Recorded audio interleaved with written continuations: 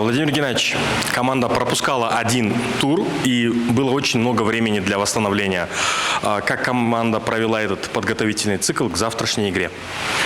Да, вы верно заметили, большая пауза была. Я надеюсь, что мы всю подготовку провели хорошо. Все, слава богу, живы-здоровы, дисквалифицированных нету, поэтому в завтрашней игре мы в боевом составе и в отличной физической и спортивной форме в целом. Можно ли ждать каких-то изменений или перестановок в стартовом составе, чтобы дать необходимое игровое время для других ребят?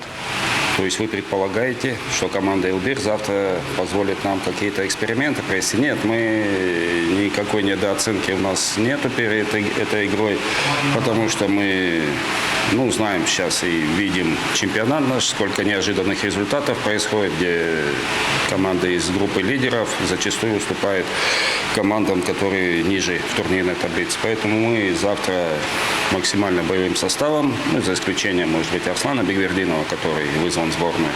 То есть планируем сыграть максимально боевым составом и показать максимально хорошую игру и добиться нужного для нас результата, то есть победы. Спасибо, нам удачи. Нам удачи.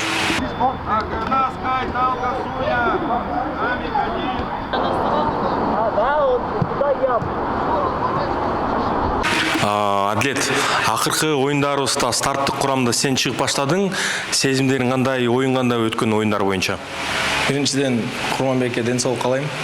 Эртерээк оюн таласына чыгып кетсин. Сезимдерим аябай жакшы. Команда ошо шансым канча күткөм. Команда ар бир мээнетин актаганга аракет кылам. Утканга буюрса тең аракет кылабыз. Эртеңки оюн боюнча, эртеңки атаандашыбыз боюнча эмне айта аласың? Бул Элбир жаш команда, U20.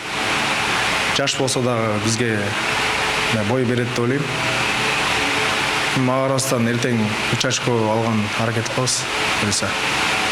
Рахмат.